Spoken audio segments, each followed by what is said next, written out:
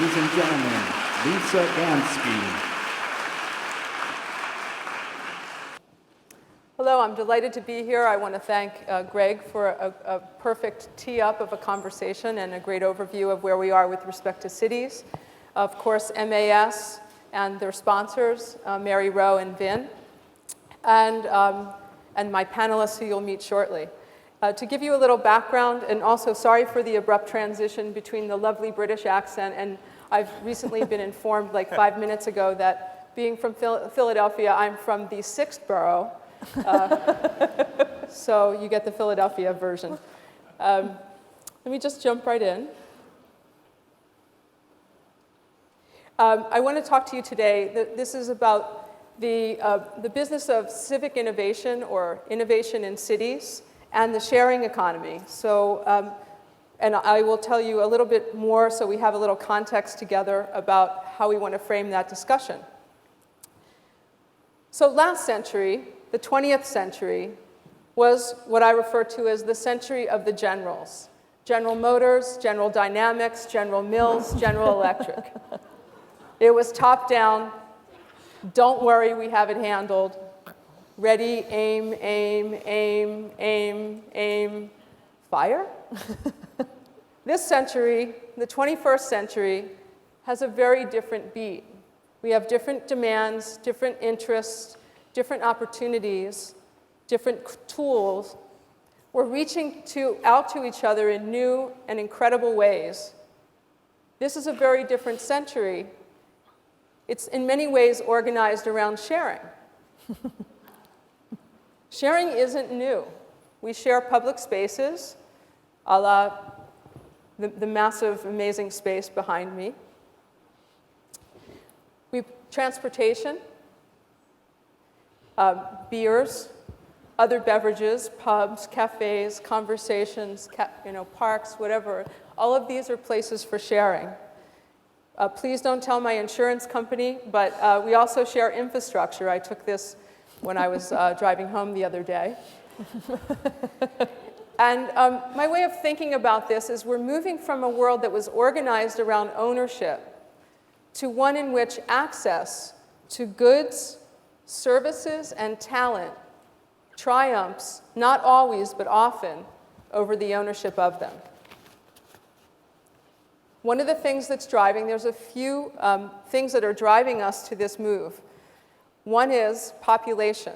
So this slide is a week old. It actually is today 7.12 billion people on the planet. We are moving to what's estimated to be 9.6 billion people by 2050.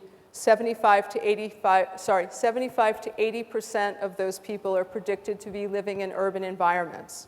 So more physical people in more or less the same physical space. It invites less stuff. The second thing, climate change. There's different kinds of pressures on us and the need to think differently about where our resources come from, how we mine for new opportunities. That's changing. Third, we're at a historic moment in that we're more connected to more people on the planet than ever before. And this means that it's easier to find each other in things. So in many ways, this is a setup for taking friction out of sharing. And lastly, whether you call it the recession, the big bummer, the economic downturn, the depression, the change of the economy, whatever, the reality for both individuals and businesses over the last kind of 5-ish years has been there's been a rethinking and a realignment between the true cost and the true value of things. My way of framing this is essentially one of the main tenets of the mesh or the sharing economy is that unused value is waste. That is, all the things on the asset side of the balance sheet, when we're not using them, they're waste. So, for example, we use our cars in North America and Western Europe 8% of the time. So 92% of the time, it's sitting around. But factories, intellectual property, talent, spaces in my house that I'm not using, parking spots that basically go unused a large part of the day or evening. All of those are assets. The way that the British, like my friend Greg, always have lovely phrases for everything, and they call this meanwhile use. And in fact, they've begun to create tax incentives for landowners and property managers around the whole business of, meanwhile, while you're not using it for this, let's use it for that. And so this is a category called meanwhile use. There's a whole way of, in general, the way I think about this, and it might help you also visually, to think about, if you think of a city map of New York or San Francisco, London, when you inject effectively like a blue dye into the system, suddenly you're able to see all sorts of things that you couldn't see before. And so a lot of what's happening here, because of somewhat technology and somewhat because of our need to be more resourceful and more rigorous in terms of how we use each other and things, we're making things that were hidden visible in new ways. And just the fact that those things are becoming more apparent, we're now creating all sorts of new sorts of marketplaces. This is a quick example of Le Berge. It's a group in Paris who's doing pop-ups along the Seine. Literally, these are happening all over the world. But just a simple example, they're every hour refreshing what sorts of cafes or stages, beaches, parks are popping up in which areas, and they give all sorts of information about how to access them and what's happening there. So increasingly, we're seeing that cities are platforms for sharing. And it's not just the physical hardware structure, the architecture, the streets themselves, but also the softcutecture, the ability for us to reframe or repurpose on a very rapid basis how we use what we have. In many cases, I think this is also driving us to this idea that access is a new currency. And we're starting to see, in city bikes, by the way, is a great example of bicycles that are connected to or have the capacity to be connected to a network will have more value over time than those that don't. So we're starting to see things where there's a shift in the way that things are being designed and valued, where things that are shareable will actually have more value. One of the main other attributes is open. We want to be able to share, I say that, data is the gateway drug, that it essentially opens up for peripheral vision. You're able to see beyond what you know about your own business, your organization, your company, or your city, and begin to share. And we've seen this have real impact around in the technological sense, but we're also now seeing it pay off at the level of social networks and neighborhoods. And then my panelists will be addressing some of these things, so I'm hopefully teeing up for their discussion. We have the business of fusing, making a cocktail between private and public partnerships, money, different kinds of assets or currencies, looking for new ways to finance our future and getting creative in the process of doing so.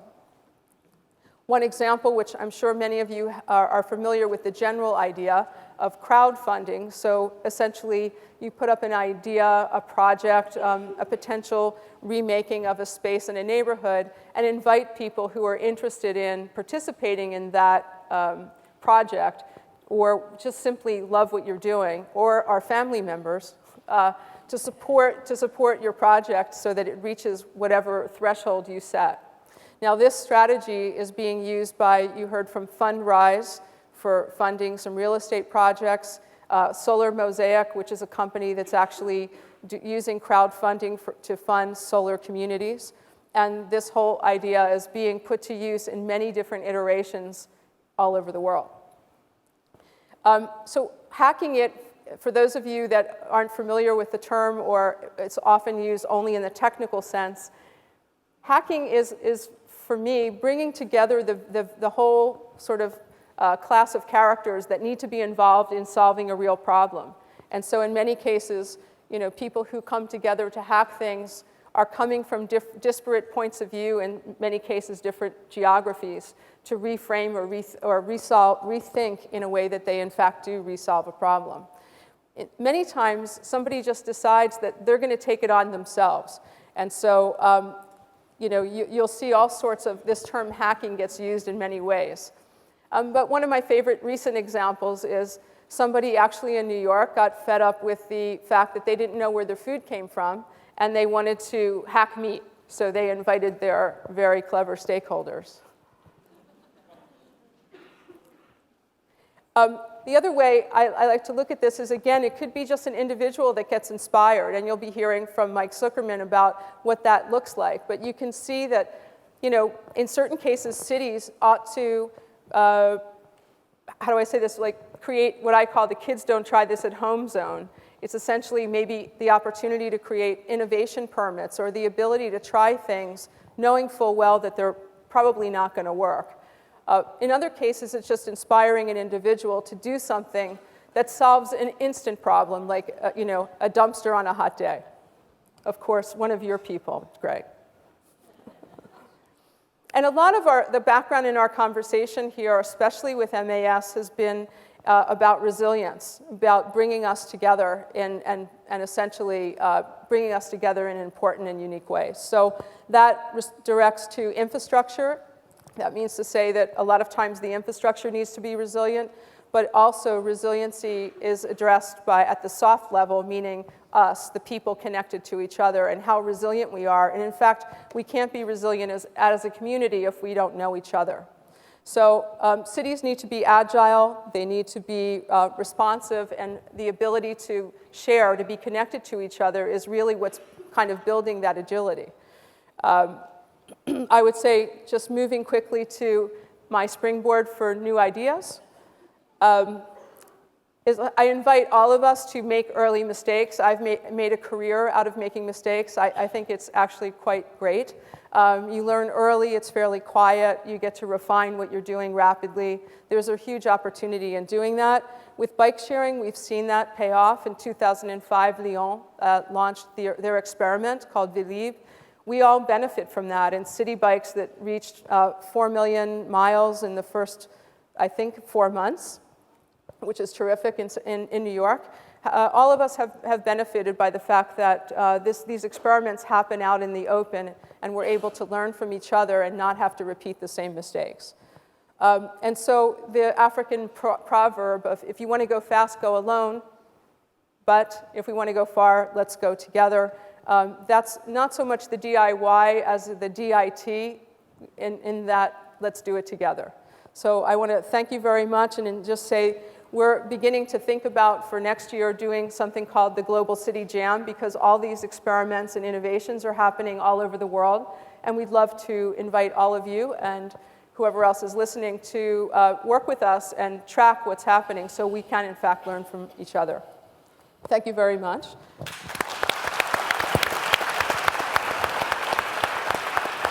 Sure. You want to introduce yourself? Yeah.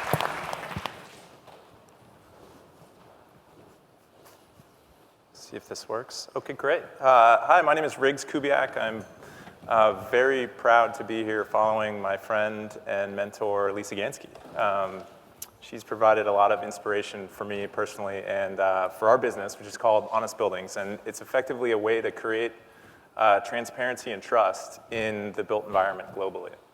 So the way we think about that is basically, every city all over the world is a collection of buildings. And incrementally, as the population starts to increase, which Lisa directly alluded to, more and more cities are built. And globally, we as a society have a larger and larger problem. So we're hoping with our company and our online internet platform at honestbuildings.com that we can actually catalyze transactions and people coming together through the built environment to actually create better cities more quickly than we can today. So we all know, and I love the focus of this conference, which I wish this happened every day, but cities are one of the largest and also most fragmented and opaque markets globally.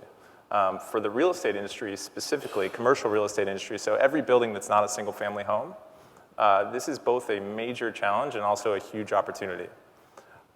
We have an opportunity that's an $80 trillion opportunity, according to McKinsey, between now and 2025, to just replace, retrofit, and build new square footage to accommodate the population growth that Lisa mentioned. So there's an $80 trillion opportunity in the near term, and this is against what's sort of the scariest trend, and that people are living longer, which is an amazing thing, but cities are starting to burst, and it's happening all over the place.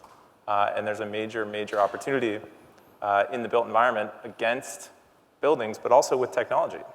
So the other trend, which we all have talked about here and use every day, is that we are all carrying around multiple devices, and this is sort of the most common scene in any coffee shop or at any airport or even in places where likely you shouldn't be using these. It's happening everywhere in every city. So how can we take buildings which impact all of us? Human beings spend 90% of their time indoors in buildings, technology and population, and bring those together to create an interconnected world around all the places where we spend all of our time. So that platform is what we've taken by using the internet, which I thought this is my favorite slide of all time, because 40 or 45 years ago, the internet didn't exist. Did not exist. And less than 15 years ago, the internet died with the dot-com bust, which is fascinating because today, the internet can actually catalyze action. It can actually get people to do things that they weren't doing before. Facebook is a horizontal network, so it's connected a whole bunch of people through loose ties all over the world. And what we're creating is a vertical network, so a network that's just focused on buildings and the people that are taking action in buildings, architects, contractors, engineers, window folks, lighting folks, all the people that can actually get buildings to be better. And we're sharing that knowledge in a totally open, totally free, LinkedIn type network that's applicable all over the world. And they all relate to one very specific common denominator, which are the buildings. They are the locations where we spend all of our time.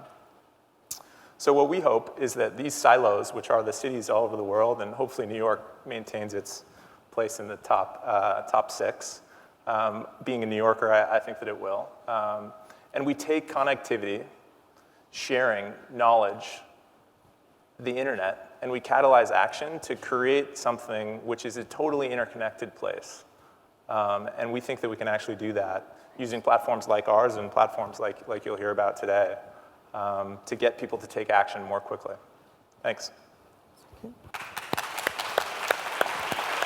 No slides. All right.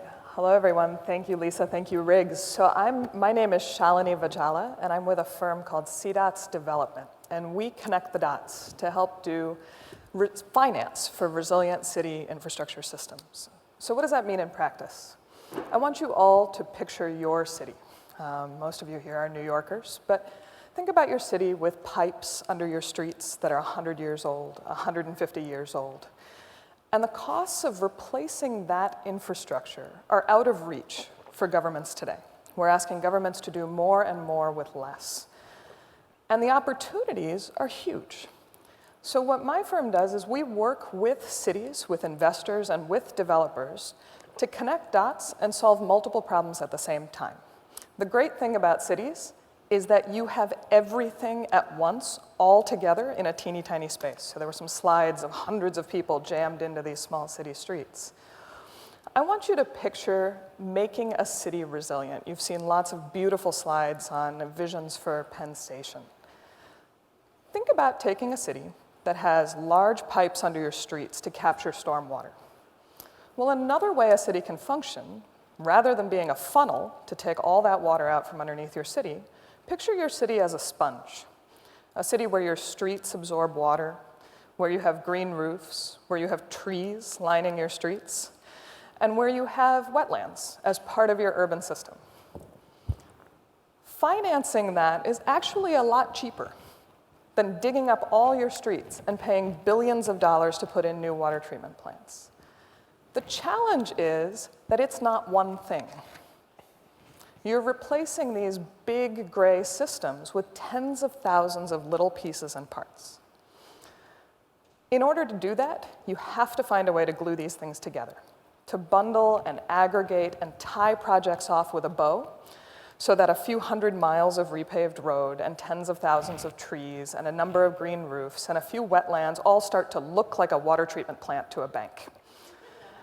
And there's no bank in the world that knows how to repossess or foreclose on a street tree. But every bank in the world knows how to finance water. People pay for water. So what my firm does is we work with city governments, state governments, and federal governments to identify their priorities and stitch together systems. So we combine multiple colors of money and set up secure public-private partnerships to actually deliver revenues back to investors. And the way we do that, if you picture your city now as a sponge, all of a sudden you've cleared out all this great real estate under your streets. So now let's think about what else to put in that your city might need. You've emptied out a stormwater tunnel. How about putting in a pipe to rent space to a broadband company? Or to help your power company put a power line underground for a fraction of the cost if they had to pay to dig up the street themselves. The minute you can start doing that, all of a sudden you have a completely different investment opportunity for cities. And so our approach to financing resilient infrastructure for cities is actually to get completely away from pilot and demonstration projects, but to think about how you finance a whole system so that when one domino falls, it doesn't take down all the others after it, but rather that domino serves as a warning signal before it tips over and hits the next thing. So we're working with cities across the country in an initiative called Reinvest, and would love to talk with all of you about reinvesting in resilience and in our communities. Here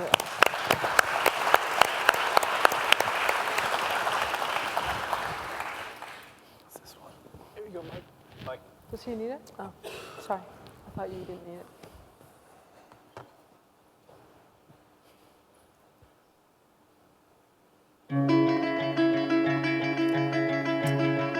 This is free space. It started with a 14,000 square foot abandoned warehouse in San Francisco. It was available for $24,000 a month. With a partnership with the Mayor's Office of Economic Development, we got it for just $1 for the month of June. A group of us came together and wanted to see what happens when you give people access and permission to a space in an urban environment. It was part of the National Day of Civic Hacking, but a day wasn't enough. So we decided to hack the concept and declare June National Month of Civic Hacking.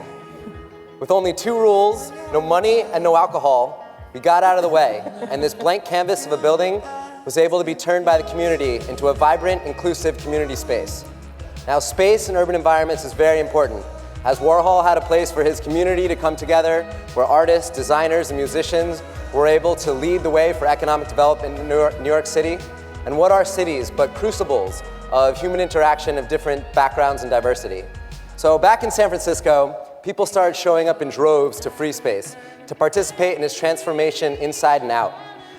Hacking, do-it-yourself, the sharing economy, hackathons, make-a-thons, the maker movement, all these things, these trends started to spontaneously fill the void of a blank canvas of a building. But not just by adults and not just by coders, by everybody. When you combine art and technology and culture, that's when you truly get innovation. And we hosted 119 free events in our first 30 days, and a lot of different civic hacking projects emerged. And people started to share their excess resources, trucks, 3D printers, shipping containers, time. And we were invited to go to Washington, D.C. and share at the White House what our experiment had yielded. And in the same week, we were on the cover of the San Francisco Chronicle with the title Work plus Play equals Free Space. So the community came together and said 30 days isn't enough. So we used Indiegogo, the crowdfunding platform, and raised $26,000 and kept it going longer. And I'm happy to report from the stage here in New York City that free space is still going in our 5th month. And we're getting inquiries from all over the world on how communities can create free space in their environments. So we've created an open source toolkit and are helping share how we did it and how they can do it. And we're creating a network of these spaces all over the world because we feel that space doesn't always have to go to the highest bidder, but should go to the most engaged communities. Thank you.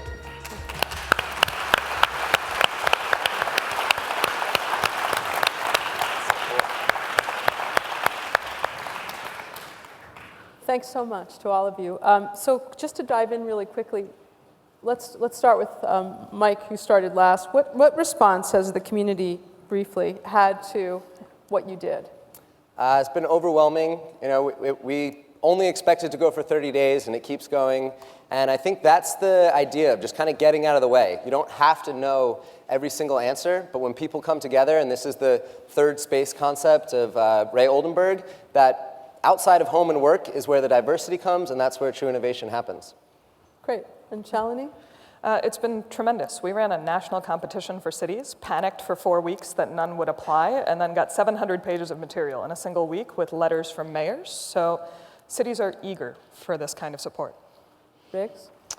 Yeah, so for us, we've created a connected community of people who provide services and make decisions on buildings. So the people who provide services have been blown away that this is a better way to connect with folks who are looking to make decisions on buildings. And decision makers on buildings many of them have said this is really great. And shockingly to me, many of them have said, we're okay. We really don't really need a better way. But interestingly, lots of those organizations are larger organizations, and there's actually other people in the same organization who will say the opposite, that we're actually looking for a much better way. Okay, good. So it hasn't been all 100%, but it's growing very quickly. What can cities do to accelerate the innovation, accelerate at least the trials? Who wants to? Shalini? Governments are not very good at iterating because their citizens don't give them the space to fail. So part of what's important about building time-constrained collaborations is that you set expectations and you manage them for a certain amount of time. So you want to build things as large as a port, but never leave behind a port authority. And creating that space for iteration is incredibly important. Great. And Riggs, do you have a? Yeah, I was just take chances. I mean, we've worked with a whole bunch of cities are using our technology to create platforms for their own cities. And there's a very common denominator in each one of the cities that we're working with, which are sort of instigators within those cities who really want to do things differently. And I think that the more instigators there are in cities, the more chances there are to push innovation forward. And I think the more that you ask citizens and you make them feel empowered, like I think there's a tendency for citizens to sit back and just say, oh, the government's going to take care of it. But if the government will say, hey, we're really looking for everyone, that also helps take some of the pressure off them for everything to be successful, because it's really the citizens who are experimenting and trying it out, not the government officials. Yeah. Absolutely. Exactly. So in the last year, you've all been doing these rather